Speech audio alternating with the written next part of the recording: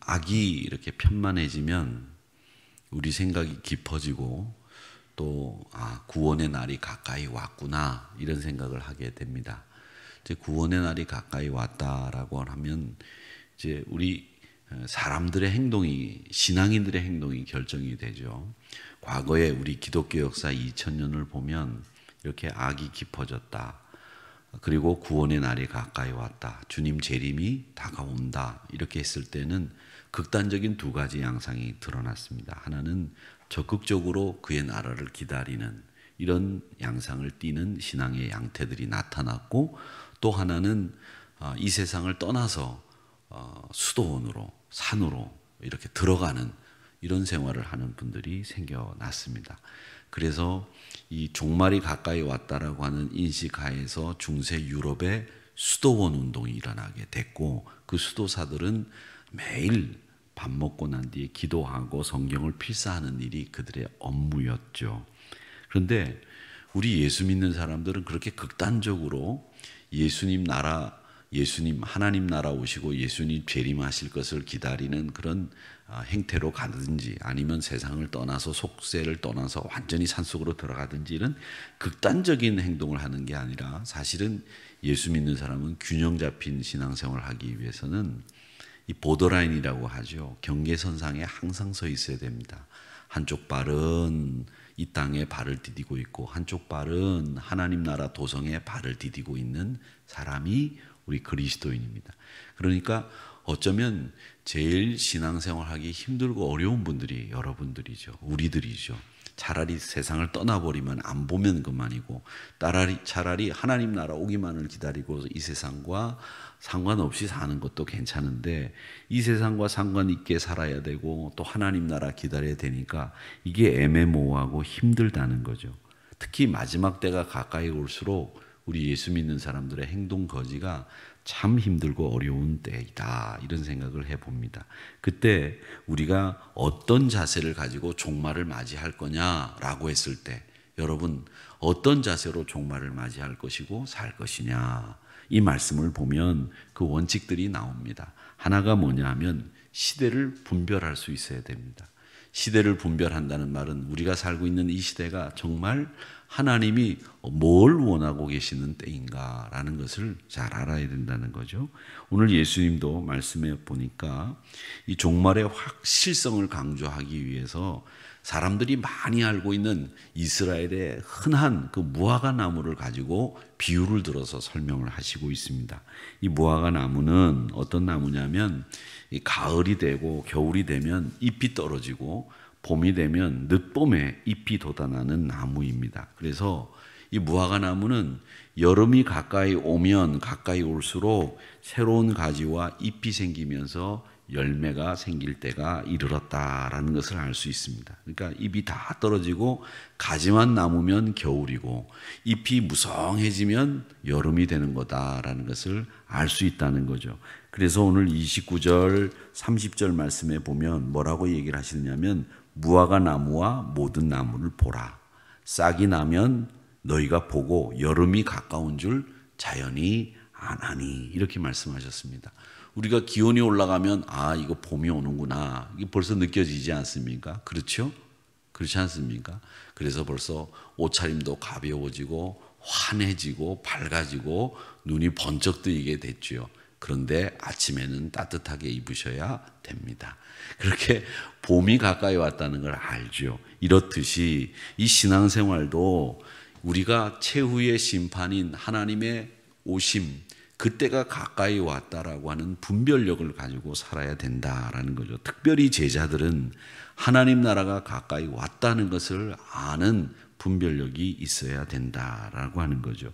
그러면서 우리 주님이 32절에 보니까 이 세대가 지나가기 전에 모든 일이 다 이루어지리라, 이렇게 말씀을 하시는 것은 뭘 얘기하시는 거냐면, 말씀이 그대로 이루어진다. 그래서 33절에 한 번 더 얘기하죠. 천지는 없어지나 내 말은 없어지지 아니하리라, 이렇게 말씀을 하시면서 이 시대가 어떤 때인지를 분별해야 될 필요가 꼭 있다. 이 때가 바로 우리가 마지막 때를 준비해야 될 때다라고 하는 거죠. 여러분 그렇죠? 우리 한국 분들은 봄, 여름, 가을, 겨울 이 사계절이 뚜렷했었습니다. 근데 지금은 이제 여름, 겨울밖에 없지만 이 사계절이 뚜렷하기 때문에 우리가 바삐 살지 않으면 사실은 살기가 어려운 기후 조건에서 우리가 사는 거예요. 금방 여름 되면 반팔 꺼내야 되고 여자분들이 겨울 입을 들여놓아야 되고 여름 이불 꺼놔야 되고 그리고 금방 또 찬바람이 불면 겨울 이불 꺼내놓고 두꺼운 코트 입어야 될 준비를 하고 이런 바쁘고 분주한 일상을 우리가 살아야 되기 때문에 우리는 굉장히 여기에 익숙해 있습니다. 그러니까 어쩌면 우리 한국 분들은 신앙생활 하기에 딱 좋은 기후도 갖고 있고 성격도 가지고 있다 이런 생각을 할 때가 있는데 이 징조라고 하는 것을 우리는 꼭 알고 그 징조를 보고 시대를 분별할 수 있는 영적인 눈을 가지고 있어야 됩니다. 물론 이 징조라고 하는 것은 사인입니다. 사인이라고 하는 것은 본질은 아니에요. 그런데 그 사인에 너무 집착하는 것은 옳지 않지만 우리 믿음의 사람들은 그 사인을 보고 아 이거 예수님 오실 때가 됐구나. 이거 위험하구나.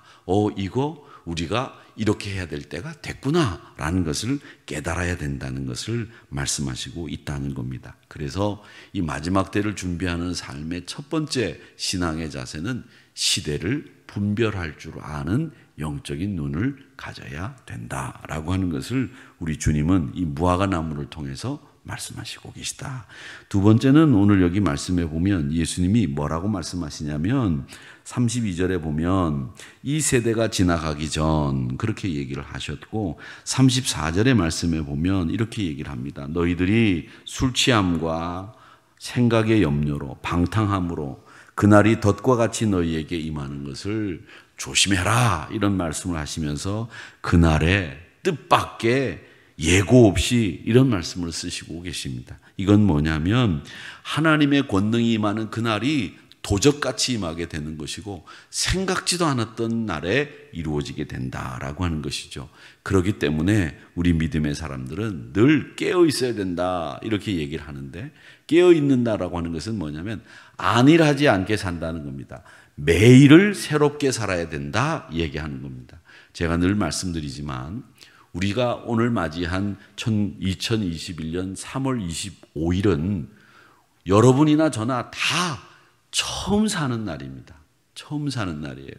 어제와 같은 오늘이 아니고 처음 사는 날이 2021년 3월 25일입니다.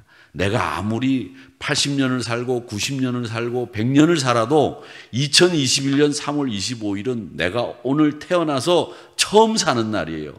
그런데 우리 예수 믿는 사람들도 그렇고 많은 사람들이 처음 사는 이 3월 25일을 어제처럼 살고 그제처럼 살고 작년처럼 산단 말이죠.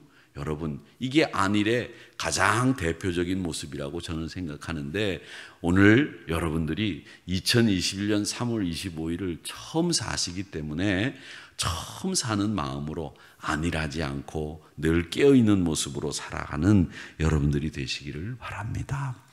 인자가 오시는데 그 인자가 오실 때 우리가 준비하고 조심해야 될 것을 오늘 얘기하지 않습니까? 34절에 방탕함과 술 취함 이거 벗어나야 된다라고 얘기를 합니다. 이 방탕함과 술 취함이라고 하는 것은 욕망에 이끌리는 삶을 얘기하는 겁니다. 우리의 욕망. 많은 욕망들이 우리 안에 있는데 그 욕망에 이끌리면 방탕해지고 술 취하고 그리고 자기의 삶을 절제하지 못하게 된다라고 하는 것을 얘기하고 있고요. 그 다음엔 뭐라고 말씀하시냐면 생활의 염려로 마음이 둔하여진다 이렇게 얘기를 하시고 있는데 이건 탐심 때문에 생기는 염려예요. 욕심이 생기면 염려가 많아집니다. 여러분 염려가 많으시면 내 안에 욕심이 얼만큼 비중을 차지하고 있는지 한번 계산해 보세요. 내가 염려가 조금 줄어들었다 그러면 이 욕심도 줄어든 거예요.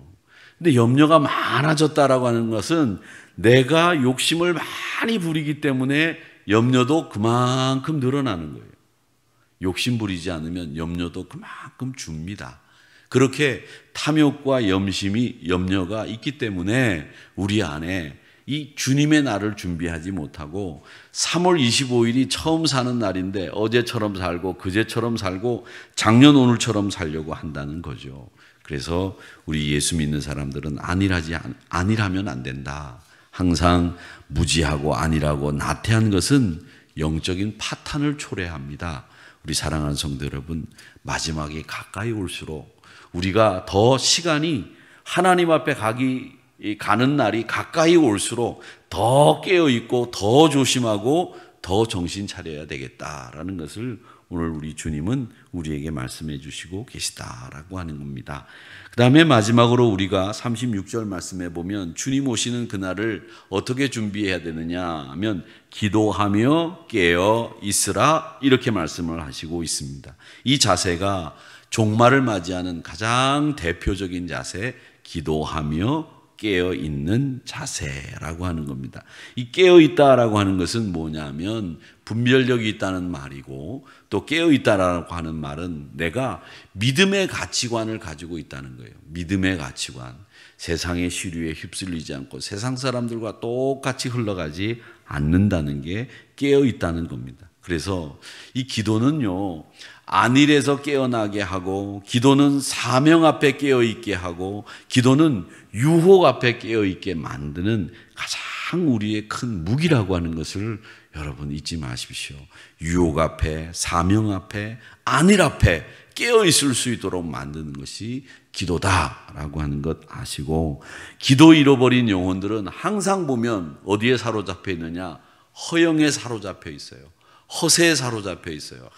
내가 말이야 믿음을 가지고 있고 내가 목사니까 말이야 내가 이런 걸 할 수 있고 말이야 내가 지금까지 신앙생활 해오면서 하나님 앞에 충성한 게 얼만데 내가 얼마나 사명 잘 감당했는데 앞으로도 그렇게 감당할 거야. 이런 허세와 허영이 이 기도 없는 사람들에게는 꼭 있다는 겁니다. 자기의 힘을 믿기 때문에 그렇다는 거죠. 그래서 우리 주님은 마지막 때가 가까이 오면 깨어 있어야 된다 이렇게 말씀을 하신 겁니다. 예수님이 낮에는 성전에서 가르치고 밤에는 감람원이라고 하는 산에서 쉬셨습니다. 새벽이면 일어나 하루를 기도로 시작하셨습니다. 소망에 붙들려서 또 소명에 붙들려서 안일해졌지 않고 깨어있는 삶을 사신 분이 우리 주님 아니십니까? 우리 사랑하는 성도 여러분, 오늘 3월 25일 충성스럽게 사는 하루가 되시기를 바라고, 그래서 또 우리가 3월 26일을 또 우리 인생 처음 2021년 3월 26일을 또 살 거 아닙니까? 처음 살 거 아니에요. 2021년 3월 26일 살아보신 분 계세요? 없으시죠? 없어요. 그러니까 그날을 또 처음 살아볼 텐데 우리 모두 항상 안일하지 않고 깨어 있어서 멋지게 우리 주님의 재림을 기다리면서 사시는 우리 한우리 성도님들이 되시기를 주님의 이름으로 축원합니다.